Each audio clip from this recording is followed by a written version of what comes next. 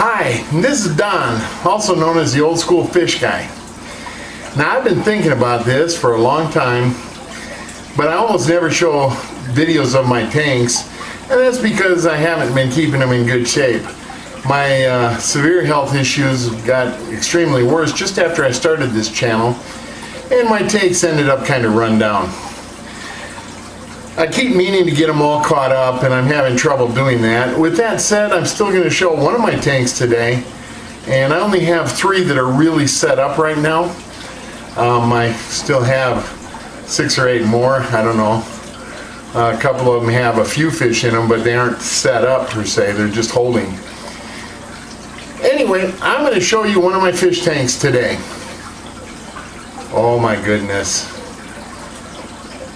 It's not one to be proud of. But here we go.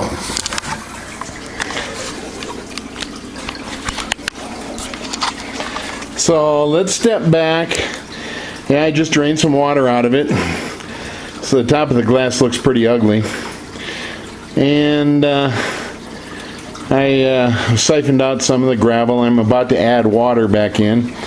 There I've got a big old Sun canister filter sitting on the front. Why on the front? Because it's right next to my 125 and right next to my recliner, and I really don't have any place for the canister to sit behind it or alongside of it. This used to have 2 HOBs, and they had sponges over the intakes. That's my preferred approach. And while I was sick, my HOBs became clogged, and I didn't fix them, and motors burnt out. So I ended up basically throwing away a bunch of HOBs. They're rather disgusting, but I just didn't feel up to it. So with that said, let's see what it looks like after a little gravel siphon, running the canister for a while, and then no other maintenance. So I haven't cleaned rocks or trimmed plants. These plants haven't gotten trimmed in more than a year.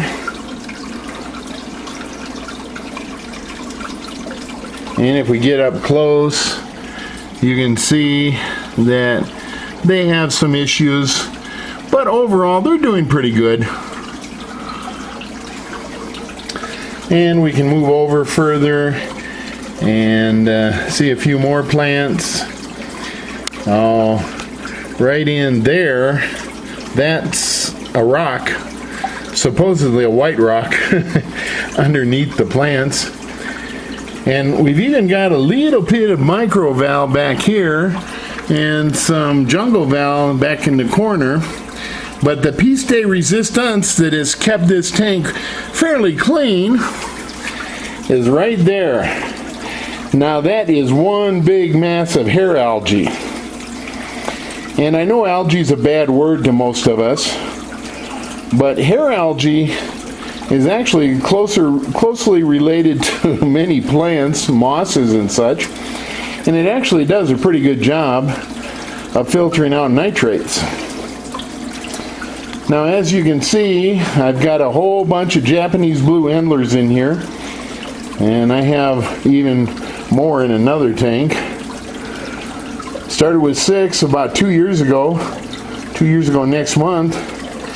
I've sold more than 100, given away about 50, and I still have about 150. So I have endlers. Sitting back in there is a bristletail, a long fin bristletail, kind of sitting there hiding. I got some long fin Corys in there, Corydoras aeneas. And oh my, look at that. There's one of my bristle nose. Isn't that a beauty? Come on, show off. There you go. Oh, I love those guys. More of my Corydoras. And basically that's this tank as of right now. And I'll be adding water later today, and next time I clean it, I'll scrape the glass better. But the bristle nose in there keep the glass pretty good, so I'm not too worried about that. Little algae on the rocks and glass just helps the hair algae in the plants to keep the nitrates down.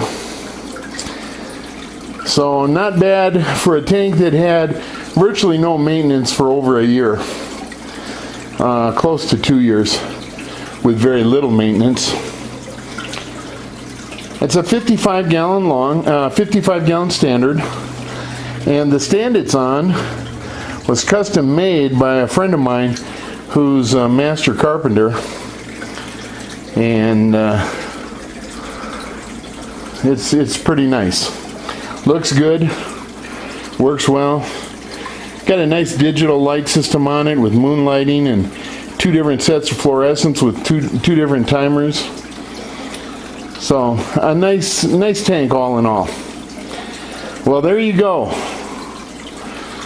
Hey, you know, whatever you do, even when you're having trouble keeping their tanks maintained, follow a few good principles and they'll do well. And if you do that, you can have fun. Which is why we do this hobby. Don't forget it. Bye.